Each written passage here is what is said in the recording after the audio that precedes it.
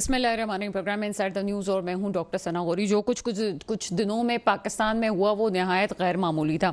ये बहुत पुरानी बात नहीं है। जब कराची में कुछ होता था तो हमें सड़कों पे वायलेंस नज़र आती थी और वायलेंस के सूरत हाल में एक पुरतशद्दुद हवा जो है पूरे पाकिस्तान को लपेट में ले लेती, स्पेशली इन कराची।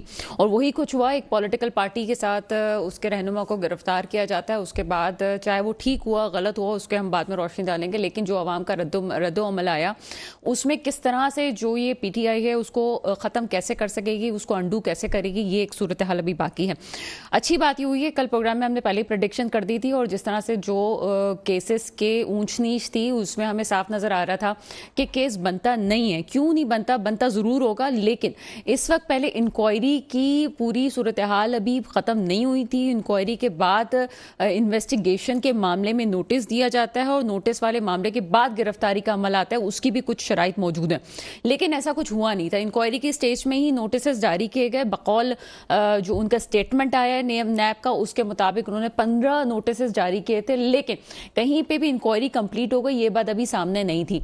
बार बार हम कल भी प्रोग्राम में इस बात को बताते रहे थे कि चीज़ों को मुकम्मल होने के बाद और बहुत सारे लोग जो बेनिफिशरी थे इस तमाम केस के, उन तक पहुंचा क्यों नहीं गया।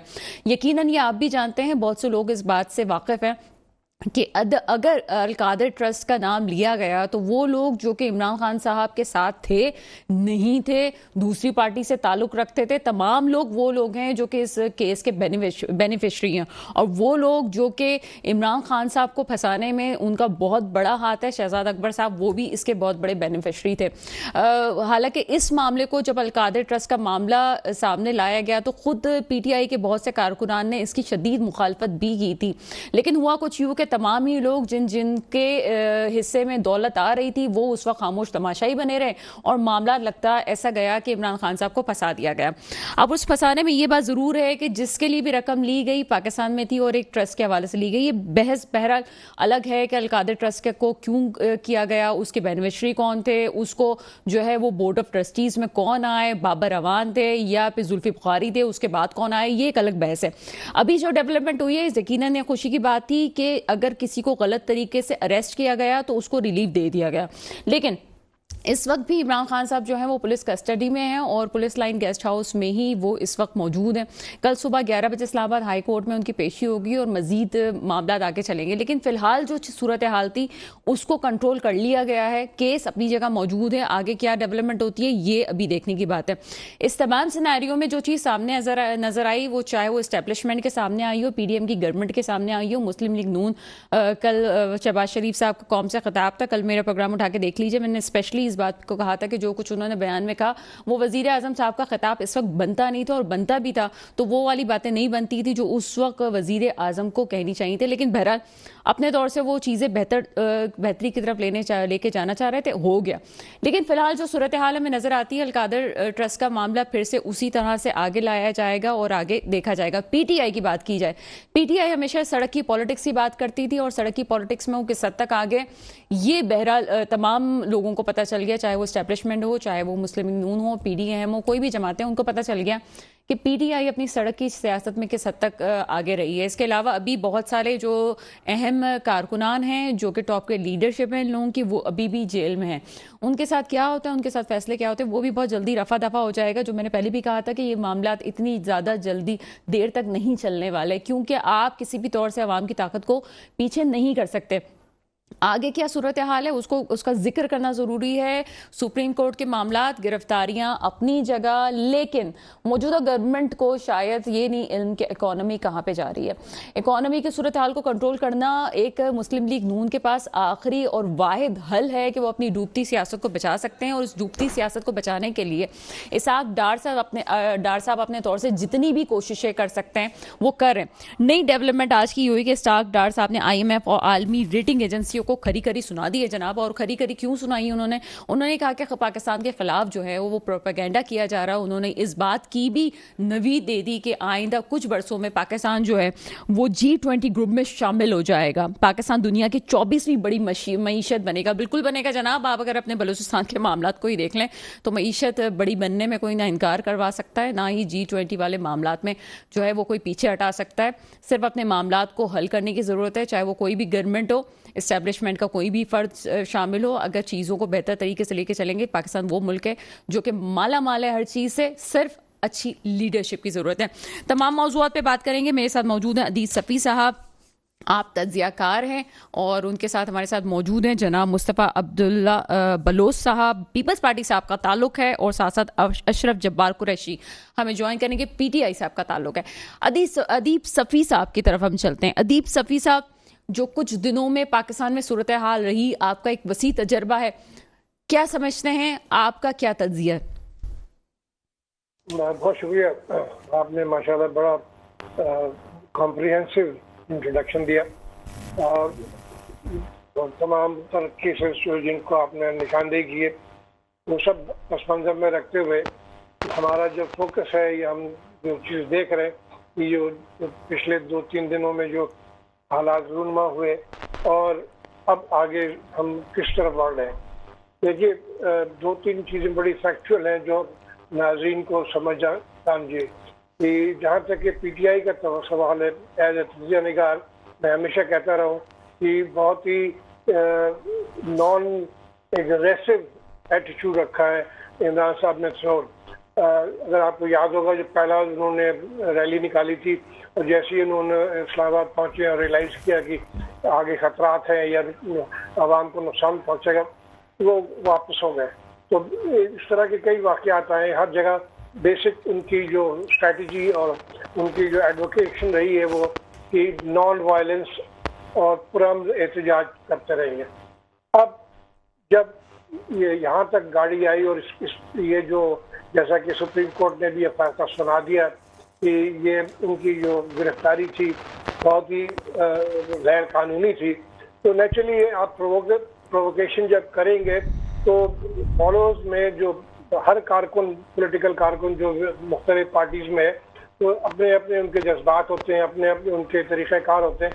तो एक लीडर ही है जो उसको सही तरीके से कंट्रोल करता है और गाइड करता है। जब आपने उनको गिरफ्तार कर लिया तो जाहिर बात है वो कंट्रोल और वो जो उनका डायरेक्शन था वो ख़त्म हो गया, और जो एक लीडरलेस पार्टी होती है वो बहुत डेंजरस हो जाती है। तो इसलिए बार बार इस पर एम्फसाइज किया गया था कि इस तरफ ऐसा कोई कदम ना उठाया जाए जिसके ज़रिए मुल्क में खलफशार या ये इस तरह की कैफियत रूनुमा हो। लेकिन ये फैसला कर लिया, और अब चूँकि कोर्ट ने भी ये फैसला कर लिया, तो मेरा अपना जाती एक ट्वीट भी मैंने किया कि जब ये चीफ जस्टिस साहब ने ये ऐलान कर दिया कि ये गैर कानूनी था, तो जिसने ये फैसला किया और जिसकी वजह से गिरफ्तारी अमल में आई, जो आपने भी देखा, हमने भी देखा टीवी पर जिस तरीके से ये अंजाम तक पहुंची, वो बहुत ही गलत था और उसका गलत तासुर मिला और उसकी वजह से इतना नुकसान हुआ। तो मेरे एक पॉइंट जाती ये है कि जिसकी वजह से ये फैसला किया गया उनको भी एक कटहरे में लाके खड़ा किया जाए, उनसे सवाल किया जाए कि साहब ये इस तरीक़ाकार को क्यों अपनाया जिसकी वजह से मुल्क को नुकसान पहुंचा, गवर्नमेंट प्रॉपर्टी को, प्राइवेट प्रॉपर्टी को भी, और जो कीमती जाने ज़ाया हुई हैं। तो ये इस तरीके से ख़त्म नहीं कर देना चाहिए। वो अच्छा अदीब सफ़ी साहब, कता कलामी की माजरत चाहती हूँ आपसे, जो स्पेशली सिर्फ आपसे ये सवाल बनता है, आपका ताल्लुक जिस इदारे से रहा, जिस इदारे को आपने सर्विसेज प्रोवाइड की अपनी पूरी ज़िंदगी, उस इदारे के ऊपर भी मुख्तलिफ इल्ज़ामात लगते रहे, आपको लगता है कि ये इल्ज़ामात जो इस वक्त पब्लिक उनके ख़िलाफ़ हो गई है और उनकी अमलाक को भी नुकसान पहुँचाया गया, ये किस तरह से इसका मुस्तकबिल देख रहे हैं आप? देखिए, ये बिल्कुल बड़ा वैलिड सवाल है हर एक के जहन पे, और जो जिस तरीके से हालात रूनमा हुए और वेरियस चीज़ें आपके सामने आती रहीं, कुछ मुबैना तौर पे कहा गया, कुछ हक़ाइक़ भी सामने आए जिसकी बिना पर ये एक मौका दिया गया। मेरा ज़ाती तजिया ये कि जो हमारे अंदर लोग बैठे हुए हैं, उनको आप चाहे किसी भी दुश्मन के एजेंट है जो बैठे हुए हैं, हर मुल्क में होते हैं, जो उनके रॉ के एजेंट बैठे हुए हैं, CIA वाले बैठे हुए हैं, तो वो लोग भी हाथ पे हाथ धरे ही बैठे हुए हैं। जब ऐसे मौके आप उन्हें फराहम करते हैं तो फिर वो उस पर अपना काम दिखाते हैं और ये तमाम चीज़ों को आगे बढ़ाते हैं, कुछ सही खबरें, कुछ गलत खबरें, और एक तासुर क्रिएट करते हैं जिसकी वजह से लोगों के जज्बात जो है वो बरहम हो जाते हैं। मैं समझता हूँ कि इसको भी उस पैराए में देखना चाहिए कि आपने मौका दिया उन अनासर को जिन्होंने इस चीज से फायदा उठाया, और उसकी वजह से एक इमेज जो था वो डेफिनेटली उसको धक्का पहुंचा है, और वो चीज जो पहले थी वो अब नहीं थी। लेकिन इसमें अब जरूरी है कि पॉलिटिकल लीडरशिप और मिलिट्री लीडरशिप मिलकर इस तरफ चले, और इस चीज को मेरा ख्याल बहुत ज़्यादा मुश्किल नहीं है, सही फैसले करें तो ये पुराना जो रोमांस है पाकिस्तानी कौम का अपनी फौज के साथ, वो रेस्टोर हो जाएगा। लेकिन ये फिलहाल ये दराज जरूर पड़ी है जिसकी बिना पर ये चीजें रूनमा हुई। सर, आपने कहा ये जो पुराना रोमांस है ये रीस्टोर हो जाएगा, आपको लगता है कैसा है? आपका एक पॉइंट बड़ा वैलिड है और मैं उसको रिपीट करना चाहूँगी अगर किसी को नहीं भी समझ में आया तो। आपका कहने का मकसद ये है कि वो लोग जो कि दुश्मन अनासिर, हमारे मुल्क के दुश्मन अनासिर हैं, वो स्लीपिंग सेल्स की तौर पे मौजूद होते हैं, और वक्त आने पे जो है वो ऐसे ही जब इंतशार होता है तो उनको निकाला जाता है और वो फिर इन कार्रवाइयों में इन्वॉल्व होते हैं। इसका किसी पॉलिटिकल पार्टी से ताल्लुक नहीं है, ना ही मिलिट्री इस्टेब्लिशमेंट से किसी भी इदारे से इसका ताल्लुक है। आप यही कहना चाह रहे हैं? बिल्कुल आपने सही कहा, और ये एक ऐसा यूनिवर्सल फैक्ट है कि हर मुल्क में आप खास तौर पे जैसा कि हमने पहले भी देखा कि इंडिया के जो एजेंट्स यहाँ बैठे हैं, हमारे एजेंट्स वहाँ बैठे हुए, और वो आपको याद होगा एक मुशर्रफ साहब का विजिट था इंडिया में, जब उन्होंने बड़े खुले बरमला ही कहा था कि you are doing the same thing to us that we are doing to you. तो ये तो एट दैट लेवल ये चीज़ खुल के सामने आ गई थी। तो ये तो इसमें ढकी छुपी बात नहीं है। उनके एजेंट यहाँ घूम रहे होते हैं, आपके वहाँ घूम रहे होते हैं, जब उनको मौका मिलता है और तो उस मौके से फायदा उठाते हैं। और मैं ये समझता हूँ कि ये इसमें हमें हमारी जो पॉलिटिकल लीडरशिप है उसका बहुत बड़ा इसमें ये फेलियर है कि वो इस पोलराइजेशन को कंट्रोल नहीं कर सके, और वो हेट्रेड जो थी वो इतनी बढ़ गई कि ये दुश्मन जो थे उससे फायदा उठा सके। लेकिन जैसे मैंने कहा कि ये तमाम चीज़ें वक्ती तौर पर है। जो पुराना रोमांस है इसके, क्योंकि ये धरती जो है, ये सरजमीन जो है, ये फौजियों के ही से क्या कहते हैं शहादतों से चल रही है आगे। तो इसलिए ये बहुत जल्द वो चीज़ जो ये खरीद जो है ये भर जाएगी और इंशाल्लाह हालात जो है बेहतर हो जाएंगे। अच्छा, आपने बहुत अच्छी बात की, पोलराइजेशन जो है वो माशरे में बढ़ गई है। इस सूरत हाल में बड़ा सहल तरीका कोई अख्तियार करना चाहिए था, और आप ये भी कहते हैं कि मुझसे पॉलिटिकल चीज़ों से ज़्यादा उन चीज़ों पे बात की जाए जो कि बेहतरी की तरफ जाती हैं। सर, अगर इंटरनेशनल पॉलिटिक्स की बात की जाए, इस वक्त हमारे मीडिया से कहीं ज़्यादा भारत का मीडिया इस बात पे चिल्ला रहा है और हमारी फौजी लीडरशिप को तनकीद का निशाना बना रहा है। अब आम लोगों को क्या पैगाम दे सकते हैं, या आप ये कह सकते हैं, क्या कहेंगे इस हवाले से कि इस वक्त जो दुश्मन है वो किस तरह से हमारा फ़ायदा उठा रहा है? जाहिर सी बात है, एक नफसियाती जंग की कैफियत जारी है जिसका खमियाजा हमें कुछ अरसे में भुगतना पड़ेगा। हम इस वक्त किस तरह से बैरियर लगा सकते हैं इस मामले पे? बिल्कुल बड़ा सिंपल सा जवाब है। इंडिया तो नेचुरली इस वक्त शादियाने बजा रहा है, उनका जो प्रेस है, मीडिया है, तो उनके लिए ये बहुत ही बायस इत्मीनान है कि यहाँ पर ये हालात पैदा हो रहे हैं, और उनको उसमें कोई आप मुरीद इल्ज़ाम नहीं दे सकते। आप अपना बड़ा सिंपल सी है कि जितनी जो पोलराइजेशन आपने क्रिएट की और इसमें एक दूसरे के खिलाफ आपने हेट्रेड जो पैदा किए पॉलिटिकल पार्टीज ने, ये आप बहुत ही मैं समझता हूँ ब्लेटेंटली झूठ बोल के एक दूसरे पे इल्ज़ाम लगाना।